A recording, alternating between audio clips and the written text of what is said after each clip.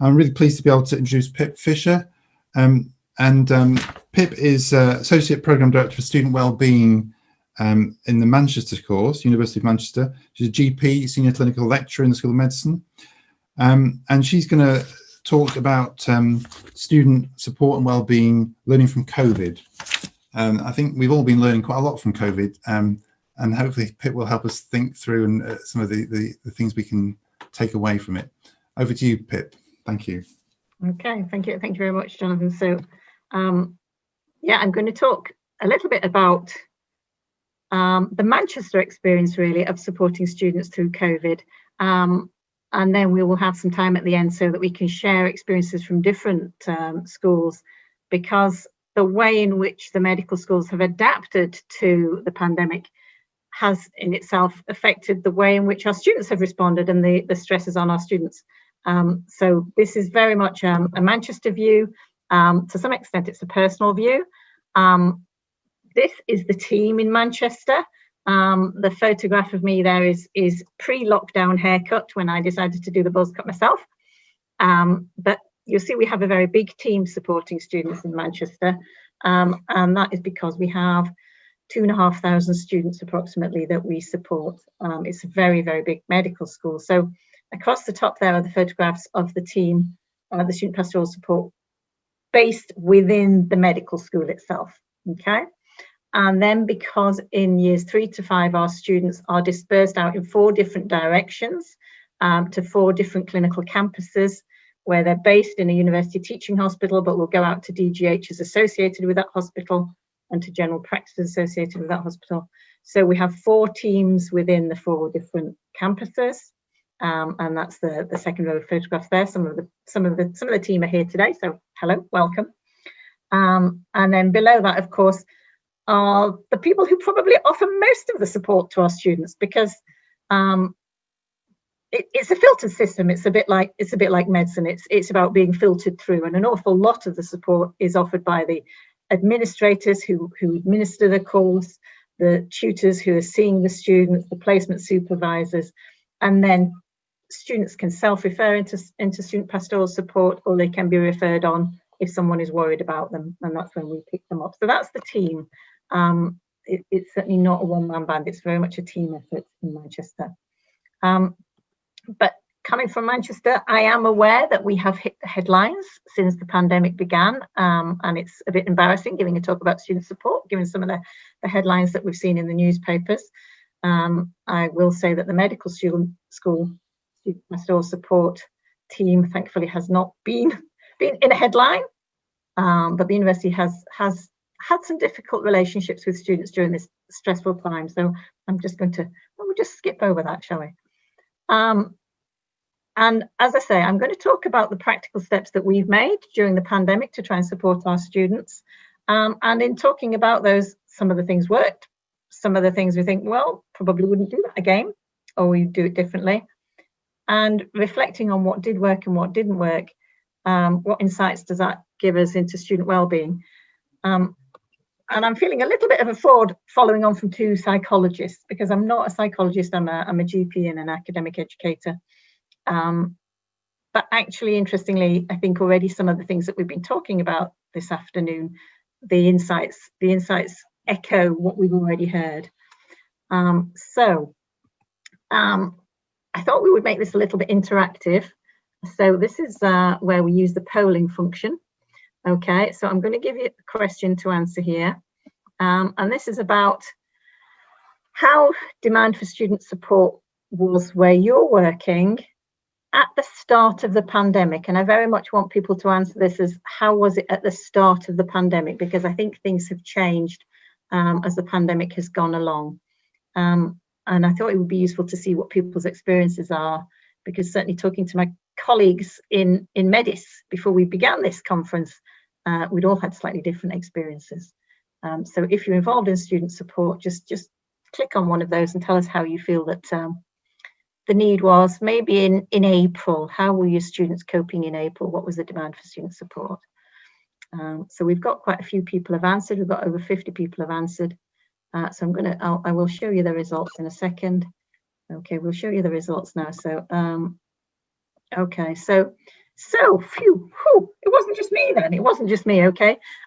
So I was quite surprised in April. We expected demand for support at such a stressful time nationally. The demand for support would go up. But in actual fact, we found that the demand support in April went down. And I'll just, if I can, oh no, why is my thing not moving on? Oh, there we go. So this is a sort of graph that I've roughed out a graph. I've probably got the scales wrong. I put at the start, once the students in April, in the end of March, all our students were sent home, and we had a dip. We had less demand than normal, which was not what we were anticipating. And I titled the poll hurricane or tsunami, because we were expecting a hurricane, a massive demand, but it dipped. And I probably should put this right at the top of the screen, because it just rose phenomenally at the start. The demand rose phenomenally at the start of the semester. So I'm just going to talk through the timeline to talk about how demand for support has changed as the pandemic has evolved, and what we're doing with our students has evolved. So when lockdown hit, we were really worried. One of my colleagues was talking about, she said, my brother's in the army, and this is how he prepares soldiers when they're going into battle, and we need to get this information out now. And I was bombarded with information that had to be delivered to the students by March the 31st, because they're going into war. And we were particularly worried about our Year 5 students who would be going into the interim FY placements. I have to confess, my niece graduated, or didn't graduate, because we didn't have a graduation ceremony in August, and I was really worried that this would be her first experience of the NHS, and worried that she would be put off working in the NHS. But in actual fact, our graduates were really well supported in their FIY jobs, looked after really well. Some of them were looked after by our own teams out in the clinical education campuses. Some of our undergraduate teams were also looking after the students as they were now freshly graduated. And we did put out advice about looking after yourself and making sure you have time to reflect and time to step away if you need to. We also put out advice for the many younger students who wanted to volunteer. We were inundated with students wanting to volunteer, because everybody wanted to feel helpful. So another member of the wider team was putting out advice to try to allow our students to volunteer in a safe way, because students don't always see the risks that they run. So those were the first things we were doing as the pandemic hit. And then we were worried a little bit, because most of our students were returning home to their families. So I was worried about the international students. Some of our international students got stuck in Manchester. There were no flights, or there were no visas, or there was all sorts of issues with students getting home. So we organised weekly chat and coffee sessions, we called them, on Zoom, and we had lots of staff volunteers saying, I'll do one of these. Let's just put out some dates for the students. They don't have to talk about anything academic. It's just a chance to catch up, much as we've done in the breakout rooms here today. We want to be there for students if they just want to catch up, and by having a member of staff in the groups, then we could pick out the students that we think, actually, maybe you need a bit of one-to-one time. Maybe we just need to catch you afterwards. So we developed these chat and coffee groups. And in actual fact, we probably had more staff volunteers than we did students attending them. Most of the students were just getting on with their lives and were doing very well without us. Thank you very much. So we ran those weekly for 6 weeks, and then we reviewed it. And really, the staff time involved, given that very few students were saying that this was something that they needed, we disbanded those after 6 weeks. Another thing that we did at that point, and this was my learning point during COVID, so I learned to make these little video messages. I don't know if anybody's got children at primary school. Some of the primary school teachers, and it wasn't my idea, I stole it from elsewhere. Some of the primary school teachers had put out little videos to their students with photographs of the staff telling them basically that they cared. And so we put out one of these, and it was quite nice. I enjoyed making it anyway. So this is, I still haven't worked out how we got the message in the sky there for the we, on the We Miss You, but it was very impressive that week. So those are the sorts of things we did at the start of lockdown to keep connected to our students and to show them that we're still thinking about them, we're still there to support them, even when they're off campus. But as I say, actually, the demand was very, very low. So I think, you know, one of the lessons there is actually our students are quite a resilient bunch. I think it's very easy in student support to get a skewed view. It's a bit like obstetricians always thinking that every birth is a difficult birth because that's the only ones that obstetricians get called to. If we only see the students with problems, we lose sight of the fact that 95% of the students are getting on very well. And I think one of the things that helped our students very much at that time was actually when they were in the FIY jobs, or when they were volunteering, they felt useful. And this is part of the 5 ways to wellbeing. One of the 5 ways to wellbeing is give. And if you can give and you're connecting with people, another 5 of the 5 ways to wellbeing, then it helps you yourself as well as helping other people. So I think actually that's one of the reasons why the FIY jobs, those junior doctors generally did very well. Another insight, and this may be particular to Manchester, each school dealt with this in different ways. We were very lucky in that 97% of our final year students had already passed their exams when lockdown hit. We run exempting exams in January, and the vast majority of the class pass those, and only a small proportion have to go on to take exams later on. So for the students who were about to graduate, they had already passed.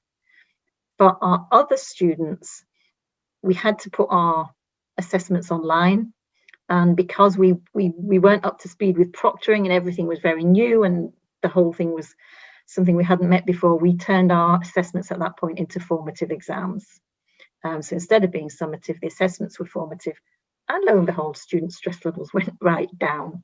But as somebody mentioned already this afternoon, stress levels are now rising because, well, I haven't had an assessment for a year, you know, and now you're asking me to learn what we did last semester, but you didn't test me on it.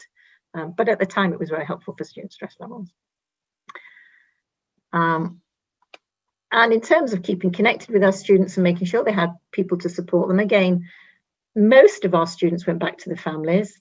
And as I said, I think in student support, sometimes when we see students who are struggling because of family problems, we forget that for most students, the family is probably the first port of call if they want support. And they generally did very well if they went home.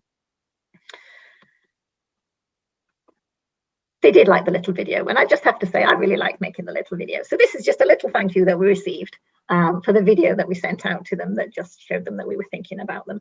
And I think it's it's nice when you get thank yous for students, because we do a lot of work and we don't receive many emails back. So it's nice when you get thank yous for that. Okay, so that was the beginning of lockdown. And then as spring turned to summer, we started to look towards the new academic year. And we started to think, well, we're going to call them back onto placement.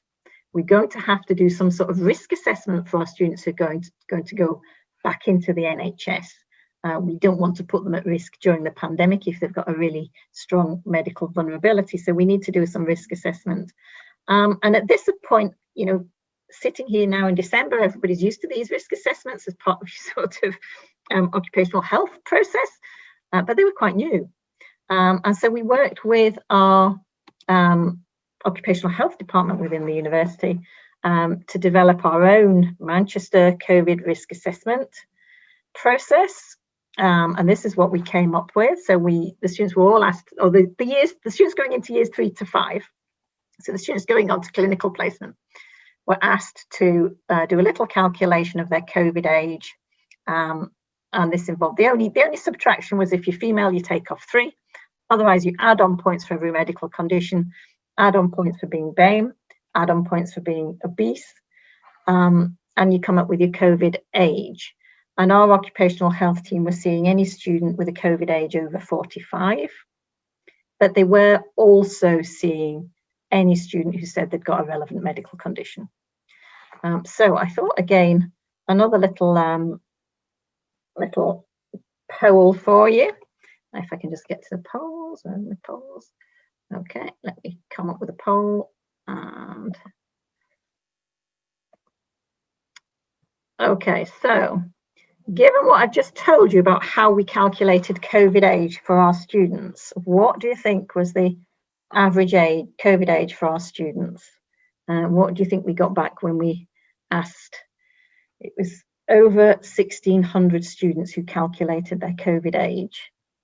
And we'll know the age that they would be, because they should be around about 21 if they left school and came straight to university. Okay, we've got about half of you have voted. So I'll stop the poll and I'll show you the results. Okay, so that's the results. Okay, so most of you think the COVID age would probably on average be about 21, which would be about the age that the students were, possibly a bit older, because we get some mature students as well. Let me just stop share and click back on there. Okay, so our average COVID age came back as 15, which tells you that our students cannot follow instructions and make a calculation. That's a challenge for the prescribing team, I suspect. So thankfully, we weren't relying on the calculation of the COVID age for the occupational health referrals. As I said, our occupational health team were actually quite risk averse. And so they saw everyone who ticked, I have asthma, even if it was very mild asthma. Since then, and next year when we do this again, we've moved the goalposts a bit. But we had quite a low threshold for referral to occupational health. So we had, 1,600 students, 137 self-referrals to occupational health. We had 37 students tick the shielding box. Each of those students had a contact from my team. Only 5 really should have been shielding. Most of them had ticked the box by mistake. We had 1 male student who ticked both pregnant and shielding. 3 students who genuinely were extremely vulnerable. These days it's called clinically extremely vulnerable. 2 students who were protecting, one was protecting a partner, one was protecting an elderly and disabled parents. The 3 students, all 5 of those students actually have chosen to intercalate. We discussed with the students the risk that they were taking and suggested they would be better if they interrupted or intercalated this year. And all 5 students have chosen to intercalate this year. I have to say, one of the shielding students is intercalating, but she's actually living with 6 medical students, and you kind of think, ooh, what's going on there? But that's a choice. And it's about, the discussions we had were about discussing with the students the risks that they were prepared to take so that they made an informed decision. So what went well in all of that process? And it was a big process over the summer. So we managed it. We got them all through filling out that form, and everyone that said they'd got a medical condition got through to an appointment with occupational health and sent us a result from occupational health. I don't know if it's possible to idiot-proof a form. We'll try a different approach next year. We had to chase a small minority of students, and I know if we have any members of the admin team on this conference, I'm sure they will recognise that causes a huge amount of work. In Manchester, I know some medical schools have a sort of yellow card system, so absences or failure to fill in forms can lead to a yellow card, and so many yellow cards and you get pulled up for a red card. We don't have that in Manchester, and having seen the amount of work that this generated, maybe we should. But anyway, we managed it, which was the chief objective. As I say, the few students who we had to chase, there's a lot of extra emails going on there, but we all know that. So we got them all back, all bar the 5. And we came to the start of semester, and this is where we just hit this wave of support needs. And This is the graph that I showed the students. We showed the students at the start of the year, and this is about stress levels during the pandemic. We were saying to the students, you know, we want to get you somewhere in the middle, feeling like, if I follow all the guidance on placement, I use my PPE, I maintain my social distance, I'll be somewhere in the middle. It is a situation we should take seriously, but we can cope with it. But I'm sure probably won't be news to anybody in student support that we had the whole, let me just go back. We had the whole spectrum. Our support team is about support, not about discipline, but we do support students who are going forward to disciplinary hearings. So we have been supporting 1 or 2 students whose Facebook page has been taken on screenshot, showing them at parties, despite Manchester being in a very high tier. We have received emails on the opposite end of the spectrum, students so anxious about catching COVID, or more often anxious about passing COVID on to people that they care about.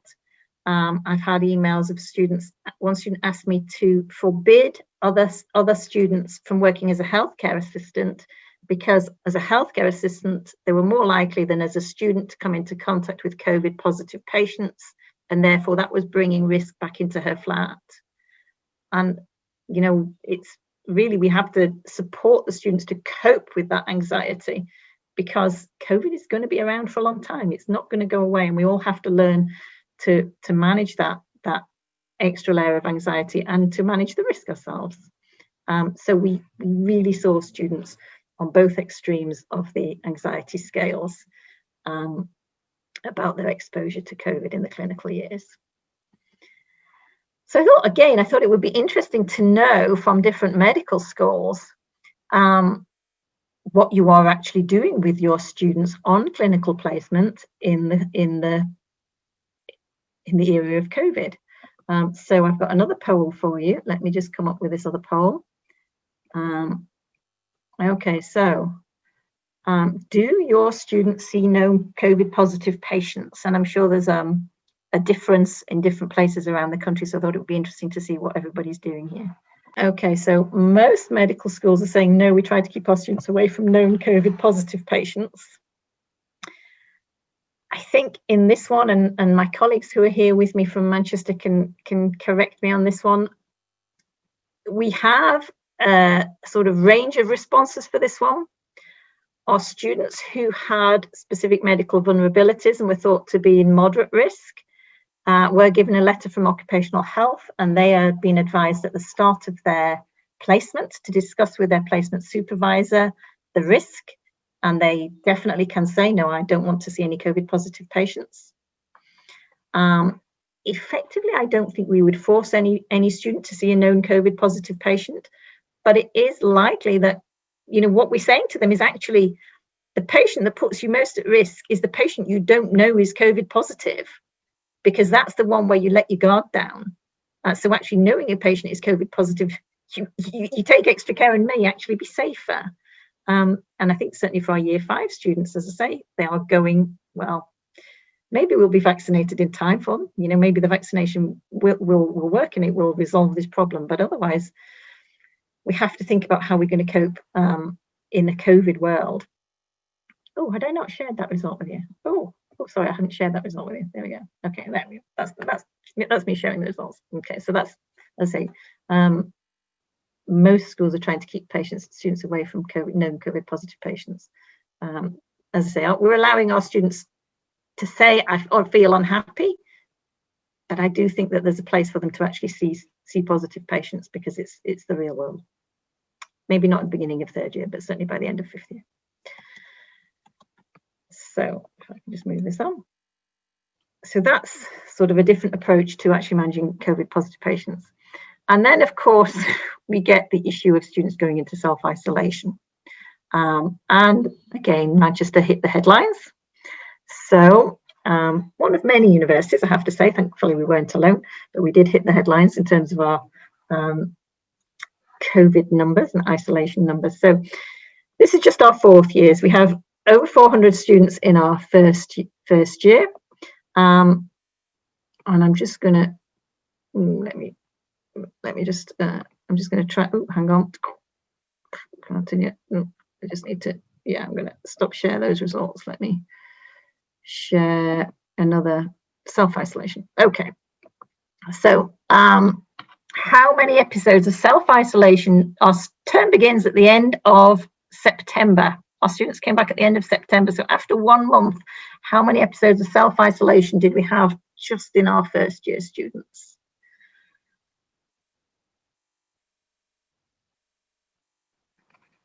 And if I tell you that each of our students who went into self-isolation received at least one email from the student pastoral support, it usually turned into a trail of emails as students were asking questions about what they should and shouldn't do. The thoughts from the conference was it would be 100 students out of 400 in isolation. It was 200. We had over 200 episodes of isolation. That doesn't necessarily mean 200 cases of COVID, because a lot of them were contacts.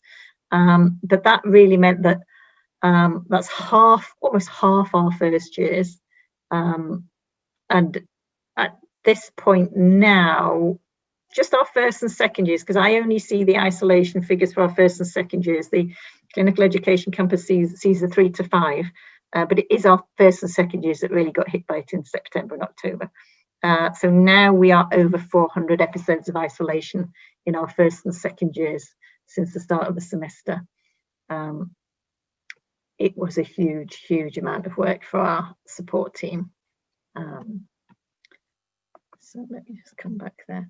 Okay, and I've just put breaking through the wall here, breaking through the wall. You know, we used to talk about if a lot of people on this conference may have met John Schaffer, who used to lead our student pastoral support in Manchester. And John used to say, trying to encourage students to come forward to support, he used to say, you know, about half of all students will be in contact with the student pastoral support team during the time in Manchester. Well, now I can say that about half of all students have been in contact with student pastoral support during the first part of this year. People are much more used to getting emails from us. So maybe that's a good thing. It's a good thing that's come out of this. So in terms of ongoing support, as I said, every student in isolation gets contact from the student pastoral support team. As far as I'm aware, we've only had 2 students hospitalised so far, which touch wood, I guess it's down to their age, which is good. But every student gets a contact and is told, you know, if you need anything, get back in touch. Because we're having so much email traffic and so many student contacts, you know, we've developed FAQs, they're up there on the website, but inevitably people don't always read what's up there. So we've also put them into template emails. Our admin team had to sort of just cut and paste lots of emails in response to the same question. But it is amazing that you think you've answered all the questions and then somebody comes up with something that you hadn't thought about. Going online has made a difference, I think, to our presence with the students. As I say, Manchester, because our years 3 to 5 students are off campus, they're not at the university for most of their teaching. It's quite difficult for them to see the programme team. They very often will say, I really love my hospital-based staff, but I don't know the university at all. And I think we've actually managed to improve on that this year because we've had need-to-know webinars for the students. We used to send out, last year we were sending out must-read emails, must-reads that weren't always read. We had some chat this morning about emails not being read, or students being bombarded by emails and just getting overwhelmed and then not reading the important bits. So we've increased our presence through need-to-know webinars, which are held about every 4 weeks. Because the year has been evolving so quickly, there's change after change and students need to hear about it. And of course, we now do the vast majority of our student one-to-ones for support by Zoom. I think within the central team, we've probably had 1 face-to-face student support meeting since the start of the semester. A little bit more out in the clinical education campuses because hospital staff are in the office, but hardly anybody is in the university. So we have been doing our student one-to-ones on Zoom. and it works excellently well for us. You know, I'm a GP by clinical background, and I have loathed and detested video consultations. I see most of my patients now face to face. But for students, it's actually worked really well. The difference being most of my patients actually don't have English as a first language, and that just is one complication too much. But for students, it's worked really well. And because students are on placement and at DGHs and at general practices, it really reduces the travel time and makes support so much more accessible. So I think don't think we'll ever go back. So what will we do differently in our support that we're offering just now? As I say, the situation has been evolving across the semester and since lockdown. If we get a second pandemic, maybe we'll be able to anticipate some of the problems, but it's been a hard year. I've put on here something that's very controversial within Manchester, and that's about our student absence policy. We have a very tight attendance requirement. A student who falls below 80% attendance may find themselves discontinued from the programme. And this has caused a huge amount of stress this year. We tell the students, look, we will take into account the circumstances of the pandemic. We know that if you're isolating for 2 weeks, that will push you down on that placement. You'll go below your 80%. But what we need is to see your engagement. So we're not failing students on absences for COVID. As long as they're showing that they're engaging with the online learning and trying to keep up with the ILOs, we're not failing them, but they are terrified. They are very stressed. And most of our COVID stress about being ill was not about, I'm worried I'll end up in ITU. It was about, I'm worried that I'll fail this block. So it's about how do we word it so that we've still got some sort of fallback position if a student just doesn't attend, but the students can see that we're trying to support them. And I don't know how other support teams feel, but we had to report to the university, we had to report to the faculty, we had to report to HEE, all our COVID-related absences. So there's lots of duplication of reporting, everybody wanting the reports in slightly different forms. And that was a bit annoying. Where are we now? Well, we're just about sort of on this second bump somewhere with the holiday fears. We're just about, well, our years 1 and 2 should have gone home by now if they're going home. We have had lots of anxiety about that, about the fear of carrying COVID home. Lots of questions about the test and travel. And it's been really difficult just to say to students, it's okay. We know we've got to get the test site set up. We're working on it. Just be patient. It will happen. There's been a lot of anxiety there. International students, our years 1 and 2 have at least 4 weeks, probably a bit more if you add on their revision periods. So international students may be able to get home. But even then, some of our students who have to quarantine on arriving in their country and then on coming back to the UK are going to get very few days at home, so have decided to stay. Our years 3 to 5 students only get a 2-week vacation, and there's been a lot of upset about the fact that really has meant that a lot of students have not been able to get home. And then, of course, the government then comes out with new headlines in the newspapers saying, are we going to stagger returns? It's kind of, pardon? Could you have told us that yesterday, please? And it's not been helpful when students read things in the newspaper before we've even had a chance to digest them. The final worry for students, I've already started receiving questions about the vaccination. We've already had queries from intercalating students saying, I hope you're not going to forget about us when the vaccination comes around for the NHS staff and students.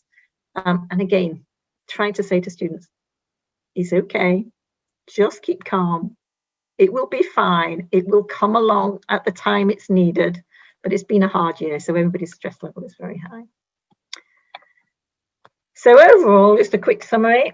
I think our students have coped remarkably well, possibly better than the staff have coped. It's been a huge workload for staff. I know, talking to some colleagues before we started this conference, I said, when people ask how are you, I was saying I'm keeping my head above water. And then today I said, well, maybe my nostrils are still in the air. And another colleague said, well, she just about got her eyebrows above the water level. It's been a big workload. I think the families generally are supportive for our students. The biggest stressor is students' fear of failure at the moment. The second biggest is fear of taking COVID back to their family.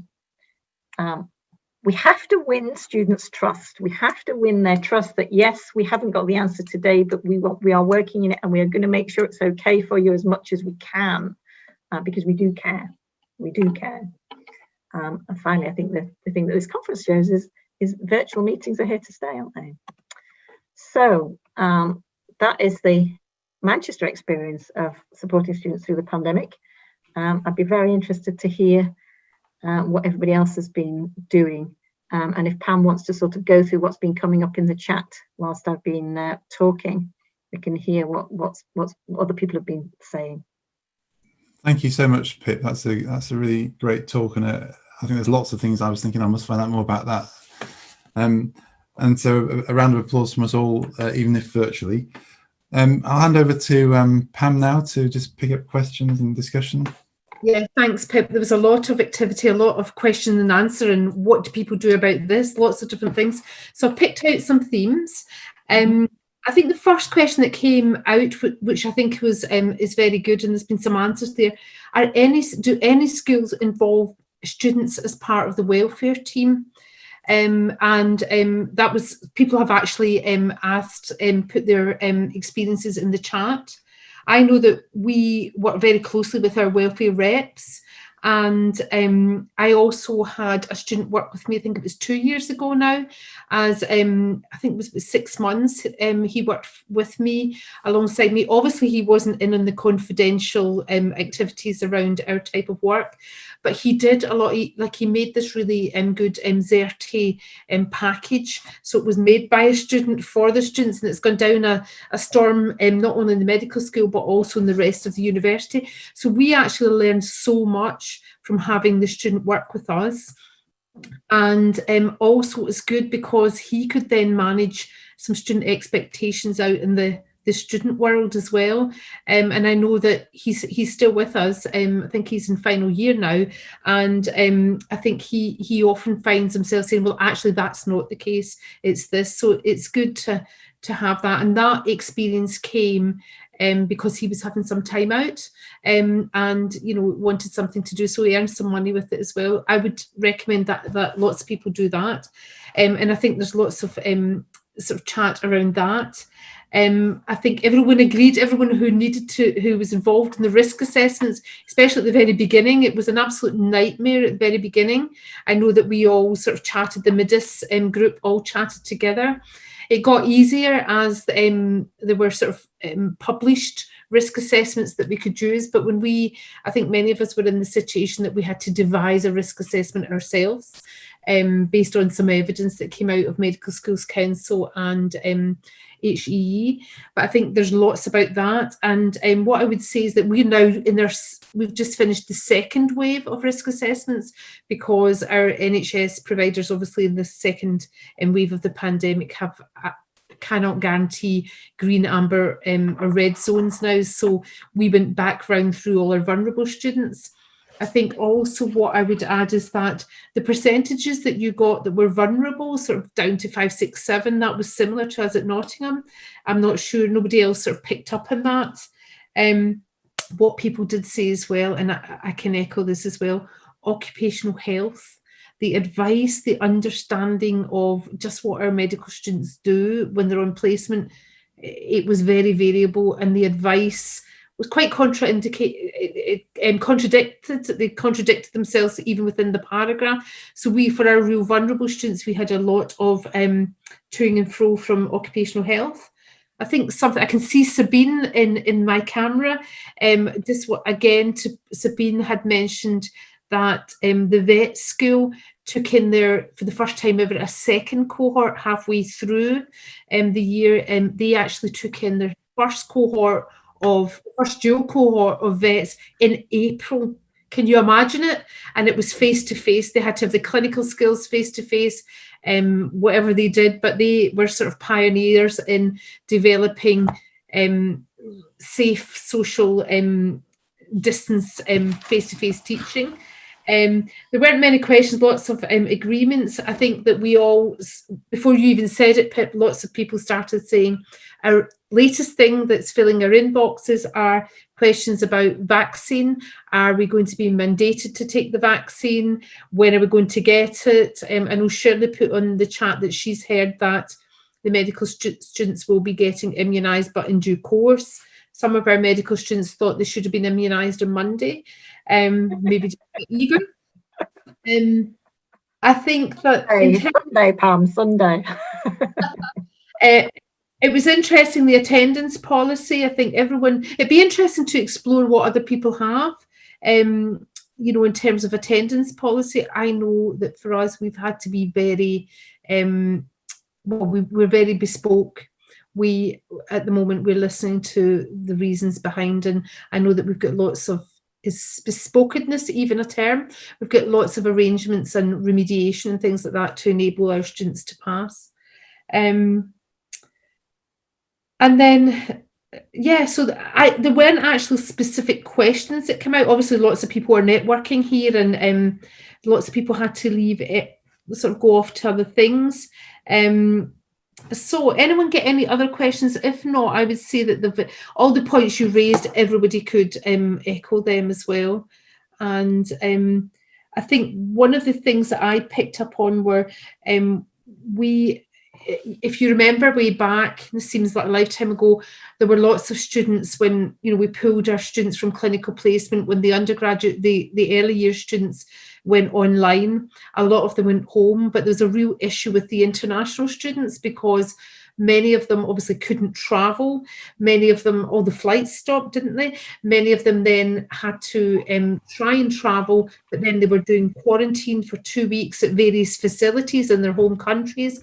We actually tried we managed that, and we knew where our students were at any one point in that sort of journey. So we were quite often, we phoned all of our international students at least 3 times over that initial sort of couple of months till they all got home safely, and then we phoned them again when they were returning and sort of working with them about the window of opportunity. So as a result, I've talked to quite a lot of the international students, and many of them are opting to stay in the UK for Christmas because they just can't face going through that again. So I don't know if anyone else had that sort of situation. We certainly have international students choosing to stay for Christmas. I mean, to be honest, some of our international students usually do anyway, but I think larger numbers this time. And again, you know, because we had these coffee and chat sessions when lockdown came, you know, I would like to offer some support for the students over the holidays, but I'm kind of aware that it might just be me on Zoom. Yeah, so I know that obviously I've got a university and the university put a lot of effort into sort of putting activities on for the student body, or those who are remaining over Christmas. And I know that I've got 3 Thai students who are staying. So we have a personal tutor meeting on the 23rd of December arranged because they want to see my Christmas tree. Oh, fair enough. So, but you know, I can't impose that on sort of all my personal tutors to do that. But yeah, whether it's my chat has stopped now. The last one I had was just about 10 to 5. Yeah, just so the last one. What support is there for those who are unable to mix households for over the holidays? There's one there. Yeah, well, I mean, from that point of view, whatever you think about this mixing at Christmas for the poor students who are on their own, that probably is helpful. But I am actually appealing to, we have quite a large cohort of students who live locally. Manchester has a very big WP intake, and a lot of those students live locally. So I am actually appealing to students on the sort of, if you give, it's good for your well-being, to say, look around your PBL group, think about those international students who can't go home, and get in touch with them over the holidays. Yeah. If you live locally, go for a walk. You know, go for a walk out in a park, or if you can get into the peaks, go to the peak. But yeah, trying to actually connect the students together a little bit more. Yeah, I know. Elizabeth, I wonder if you could mute Elizabeth, I wonder if you could mute. We can hear the conversation that's going on. That's brilliant. Thanks, Elizabeth. Thanks. Pip, go ahead. Yeah, no, I'm just saying, trying to connect the students themselves, because actually they probably are the best support for each other. You know, we need to be there as a safety net. But, you know, I've suggested, because we've got a Christmas quiz coming up next week, and I sort of sent out an email saying we'll be putting on things and we can do quizzes and we can do Pictionary. And then I have seen social media posts about Dr. Fisher suggesting that Pictionary might be an activity for the Christmas holidays. It's like, okay, I'm the wrong age group to develop these activities for you. So my advice is get MedSoc to do it. That's what I've been doing. I've been liaising with them and saying, go ahead, do whatever young people like to do. Yeah. And in terms of having students on board for student wellbeing, that's what we've tried to do. It's all got a bit lost during the pandemic, but certainly last year we had a few students who'd come to us expressing an interest in wellbeing, and I'm saying, okay, you help us put on some activities. You know what's liked, you know how to publicize it, you know, to try to get the students involved themselves. And as you say, they know what will go down well. So Helena has just said that her clinical placement international students are mostly opting to stay as well. But obviously, I think like most of the picture, many of the preclinical students have already gone home. Mm-hmm. And Alison Blakeborough from Hull York has said that it's the same situation in terms of asking students to help each other. Mm-hmm. Mm-hmm. Yeah, I think of all our students that we're supporting, I can think of one student who isn't going home because he daren't tell his parents what's been happening this year, and that's probably my highest risk student, because that's staying for the wrong reasons. But you know, I have to say, I was a student who chose to stay away for the holidays, if at all possible.